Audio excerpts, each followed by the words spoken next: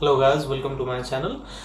आज हम क्लास 10 का चैप्टर नंबर 3 जो कि है pair of linear equation in two variable, उसका एक्सरसाइज हम लोग 3.2 का क्वेश्चन नंबर 4 स्टार्ट करने वाले हैं। ठीक है, तो क्वेश्चन नंबर 4 में आप लोगों को क्या कहा है, which of the following pair of linear equations are consistent slash inconsistent. यानी कि हमें दो लीनियर इक्वेशन दे दिया होगा, हमें बताना होगा कि इनमें से कौन सा कंसिस्टेंट है या क्या है इनकंसिस्टेंट है। If consistent obtain the solution graphically, और अगर कंसिस्टेंट होगा तो हमें क्या करना है, इसका सॉल्यूशन बताना है ग्राफिकली। ठीक है, बहुत इजी है, हम लोगों ने पहले ही सारे क्राइटेरिया पढ़ चुके हैं। जिन्हें क्राइटेरिया नहीं पता है वो एक बार प्लीज इस एक्सरसाइज का इंट्रोडक्शन वीडियो चेक कीजिए, आपको बहुत अच्छे से सारी चीजें समझ आ जाएंगी। वैसे भी मैं अभी पर सॉल्यूशन जो करवाऊंगा उसमें मैं आप लोगों को डिटेल में सॉल्यूशन दूंगा पूरा। ठीक है, तो आइए शुरू करते हैं। तो सबसे पहले हमें ये बताना है कि ये कंसिस्टेंट है कि इनकंसिस्टेंट है। उसके लिए हमें क्या करना पड़ेगा, उसके लिए हमें A1 A2 B1 B2 and C1 C2 की वैल्यू निकालनी पड़ेगी। तो अगर आप A1 की वैल्यू देखें तो A1 की वैल्यू कितनी है हमारे पास, x का कोएफिशिएंट क्या है, x का कोएफिशिएंट कुछ नहीं है, मतलब 1 है। वैसे ही B1 की वैल्यू अगर आप लोग देखें तो B1 की वैल्यू भी क्या है, 1 है। एंड C1 की वैल्यू अगर आप लोग देखें तो C1 की वैल्यू क्या दी हुई है हमारे पास, 5 दी हुई है। वैसे ही अगर मैं सेकंड इक्वेशन से A2 की वैल्यू देखूं तो A2 की वैल्यू 2 है। अगर मैं B2 की वैल्यू देखूं तो B2 की वैल्यू भी 2 है। एंड मैं C2 की वैल्यू देखूं तो C2 की वैल्यू क्या है, 10 है। ठीक है, तो अब इसके बाद हम लोग क्या करते हैं, जब ये चीज आ जाती है तब हम लोग अब करते हैं, जब हमारे पास A1 A2 एंड सारे कोएफिशिएंट्स मिल जाते हैं तो हम इनको कंपेयर करते हैं। ठीक है, तो ऑन कंपेयरिंग, अब अगर हम कंपेयर करेंगे तो हमें क्या चेक करना है बेसिकली, अगर मैं A1 अपॉन A2 कर रहा हूं तो A1 अपॉन A2 क्या आ रहा है, 1/2। वैसे ही मैं अगर B1 अपॉन B2 करूं तो B1 अपॉन B2 भी क्या आ रहा है हमारा, 1/2 आ रहा है। ठीक है, क्योंकि A1 upon A2 B1 upon B2 के इक्वल है तो हम क्या चेक करेंगे, हम C1 अपॉन C2 भी चेक करेंगे।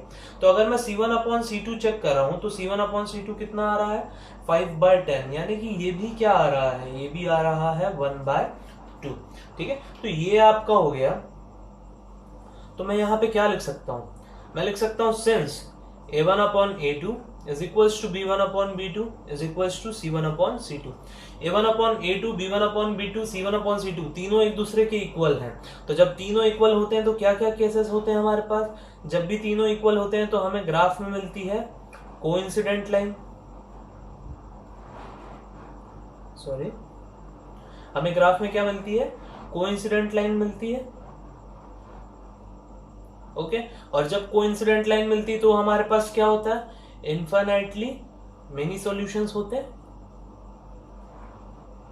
एंड इसके साथ और क्या क्या होता है, ये कंसिस्टेंट होता है कि इनकंसिस्टेंट होता है, तो ये होता है कंसिस्टेंट। ओके, जो हमारा कोइंसिडेंट लाइन का केस है या इनफिनिटली मेनी सॉल्यूशन का केस है, और जो हमारा इंटरसेक्टिंग लाइंस का केस है वो दोनों कंसिस्टेंट होते हैं, और जो पैरेलल लाइन का केस होता है वो ही सिर्फ क्या होता है हमारा, इनकंसिस्टेंट होता है।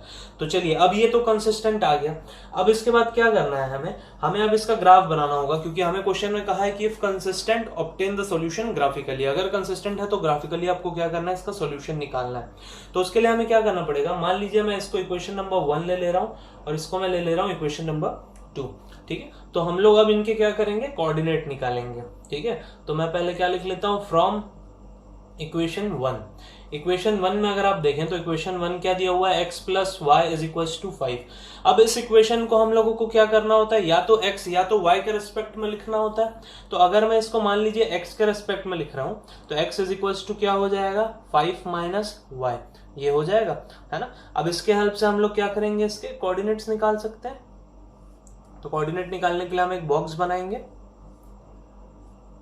ये x हो गया, ये y हो गया। अब बस हमें y की वैल्यू रखते जानी है, हमारे पास x की वैल्यू आते जाएगी। मान लीजिए मैं y की वैल्यू रख रहा हूं 0 तो x की वैल्यू आ रही है 5। y की वैल्यू रखेंगे हम लोग 1 तो 5 माइनस 1 x की वैल्यू आ जाएगी 4। y की वैल्यू रखेंगे 2 तो 5 माइनस 2 x की वैल्यू आ जाएगी 3। सिमिलरली, ठीक है, सिमिलरली इन इक्वेशन 2, अगर हम इक्वेशन 2 देखें तो इक्वेशन 2 में हमारे पास क्या दिया हुआ है, 2x plus 2y is equals to 10, ये दिया हुआ। अब इसको भी हमें x या y के रिस्पेक्ट में लिखना है। तो उससे पहले मैं एक चीज ये देख रहा हूं कि मेरे को यहाँ पे x का कोएफिशिएंट भी 2 दिख रहा है और y का कोएफिशिएंट भी 2 दिख रहा है, यानी कि इन दोनों में से मैं 2 कॉमन निकाल लेता हूँ, है ना। अगर मैं 2 कॉमन निकाल लूँ तो मेरा इक्वेशन थोड़ा ईजी हो जाएगा। तो मैंने 2 कॉमन निकाल लिया दोनों में से, और ये ऐसा हो गया। अब देखिए ये 2x प्लस वाई से मल्टीप्लाई हो रहा है, 2 को मैं यहाँ भेजूंगा तो 10 के पास जाके क्या होगा, डिवाइड ही तो होगा। तो ये तो यहाँ पे हमारे पास क्या बचा, x plus y is equals to, यहाँ पे आके ये क्या हो जाएगा 10/2, 2 1 जा 2 5 जा। अगर आप देखें तो हमारे पास फिर से इक्वेशन क्या मिल गया, x plus y is equals to 5, जो किसके इक्वल है, हमारा पहले इक्वेशन के तो इक्वल है। ठीक है, तो मैं इसको फिर से अगर x के रिस्पेक्ट में लिखूं तो x इज इक्वल्स टू क्या हो जाएगा, 5 माइनस वाई हो जाएगा। अब इससे हम लोग इसकी हेल्प से फिर से कोऑर्डिनेट निकाल सकते हैं। अब देखिए क्योंकि ये केस है किसका, कोइंसिडेंट लाइन का। कोइंसिडेंट लाइन के केस में हमेशा ऐसा होता है कि आपके इक्वेशन से कुछ ना कुछ ऐसा कॉमन निकलता है कि आपको दोनों इक्वेशन सेम मिल जाती है और आपके दोनों कोऑर्डिनेट्स भी सेम आते हैं। क्योंकि आपके दोनों कोऑर्डिनेट सेम आते हैं तभी तो हमारे ग्राफ में क्या बनेंगी, लाइन कोइंसिडेंट बनेंगी, एक के ऊपर एक लाई कर रही होंगी। ठीक है, तो जब भी कोइंसिडेंट लाइन का केस आए तो ये चीज आप ध्यान रखना, आपका काम बहुत ज्यादा आसान हो जाता है। ये जो मैंने कोऑर्डिनेट निकाला है मैं सेम यहाँ पे लिख सकता हूँ क्योंकि दोनों का इक्वेशन क्या बना है, हमारे पास सेम ही बना है। ठीक है, तो यहाँ पे मैं 0 डालूंगा तो ये 5 हो जाएगा, जब मैं 1 डालूंगा तो ये 4 हो जाएगा, और जब मैं 2 डालूंगा तो ये भी क्या हो जाएगा, 3 हो जाएगा। ठीक है, आइए देखते हैं अब इसका ग्राफ कैसे बनेगा। ओके गाइस, अब हमें इसका ग्राफ बनाना है। तो ग्राफ बनाने के लिए हम लोग सिर्फ कोऑर्डिनेट देखेंगे और प्लॉट करते जाएंगे। तो देखिए जब y 0 है तो x क्या है, 5 है। तो y 0 है, x क्या है, 5 है। तो एक कोऑर्डिनेट तो ये मिल गया हमें 5,0। जब भी आप कोऑर्डिनेट लिखते हैं तो आप x हमेशा पहले लिखेंगे और जो y है वो बाद में लिखेंगे, y का कोऑर्डिनेट। ओके, अब वैसे ही देखो हमारा दूसरा क्या हुआ, 4 और 1। जब x 4 है तो y कितना है, 1 है, यानी कि यहाँ पे कुछ मिलेगा हमें 4,1। देखिए ये तो मैं बोर्ड में बना रहा हूँ, मैंने ये जो इंटरवल्स लिए हैं अपने मन से लिए हुए हैं। ठीक है, जब आप पेंसिल से बनाएंगे अपने नोटबुक में with the help of pencil and scale तो ये और भी परफेक्ट मिलेंगे आप लोगों को। ठीक है, अगर आप थर्ड देखें तो थर्ड क्या दिया हुआ है आपका, x 3 है, y 2 है। तो x पे 3 और y पे 2। ठीक है, तो ये यहाँ कुछ ऐसा मिल जाएगा, ये हो जाएगा x3 एंड y2। अगर आप देखेंगे तो इनके कोऑर्डिनेट भी तो सेम है, तो ये एक ही लाइन मिल रही होगी इन दोनों इक्वेशन की। आप इन तीनों पॉइंट से होता हुआ इसको एक ऐसा प्रोड्यूस कर देंगे। ठीक है, तो ये आपका ग्राफिकली इसका सॉल्यूशन मिल गया है। ठीक है, तो इस तरीके से ये क्वेश्चन सॉल्व होगा। आइए देखते हैं हम question number 2। Okay, so guys now question number 2। चलिए क्वेश्चन नंबर 2 शुरू करते हैं। क्वेश्चन नंबर 2 में फिर से हम क्या करेंगे, a1 a2 b1 b2 and c1 c2 की वैल्यू लिखेंगे। तो अगर हम a1 से स्टार्ट करें तो a1 की वैल्यू कितनी दी हुई है, देखो 1 दी हुई है। b1 की वैल्यू कितनी दी हुई है हमारे पास, b1 की वैल्यू दी हुई है -1, हम लोग साइन कंसिडर करते हैं। ठीक है, एंड c1 की वैल्यू कितनी दी हुई है हमारे पास, 8 दी हुई है।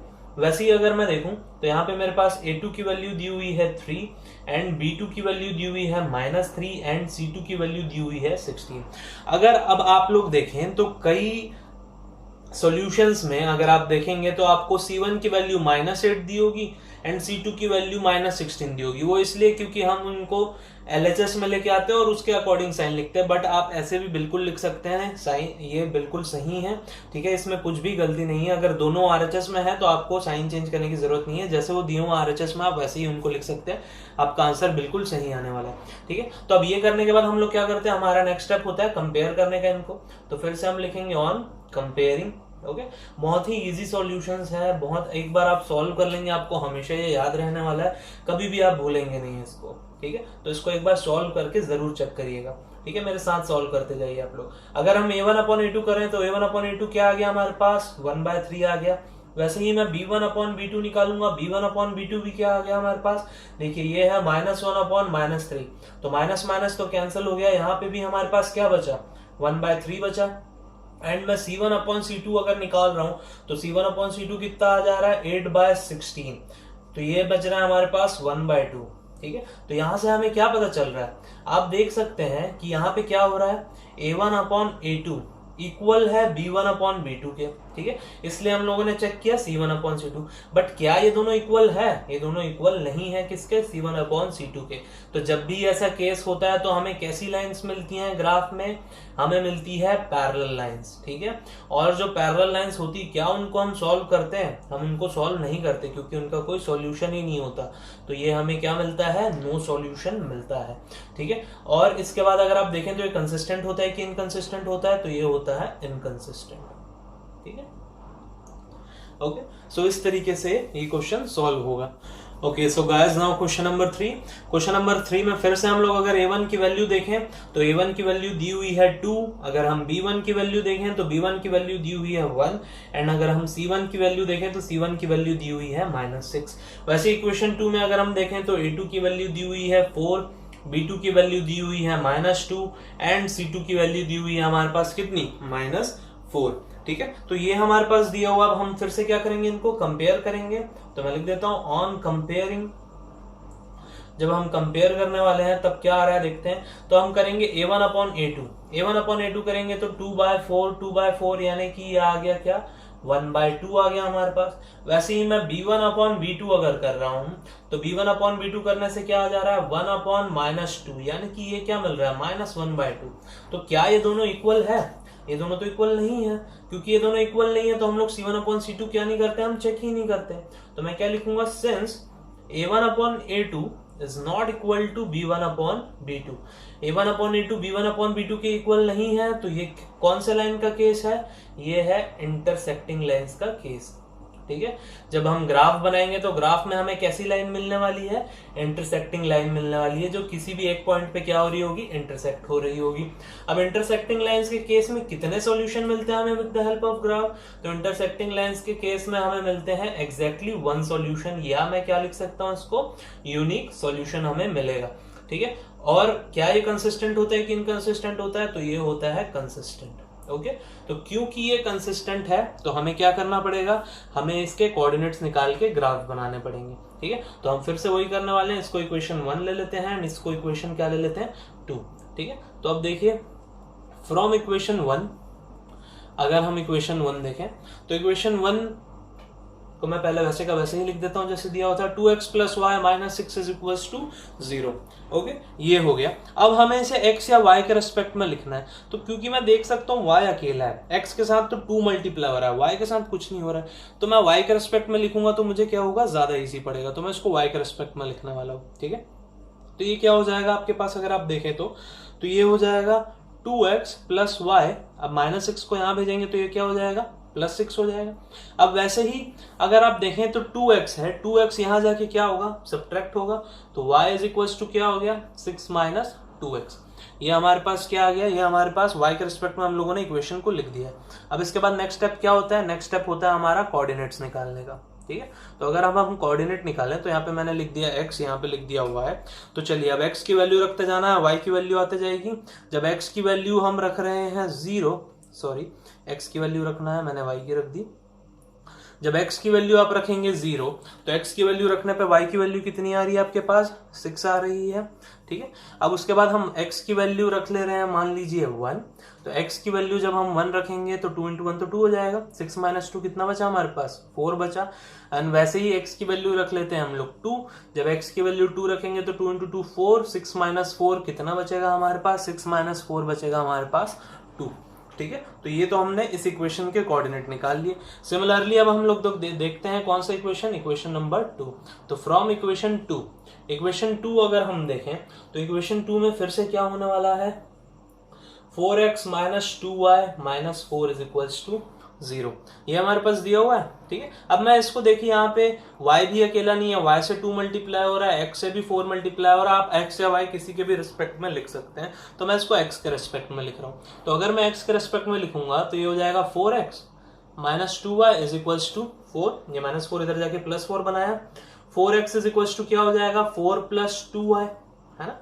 अब नेक्स्ट स्टेप में क्या हो जाएगा, x देखो 4 और x क्या हो रहे हैं, मल्टीप्लाई हो रहे हैं, तो x = क्या हो गया, 4 + 2y/4।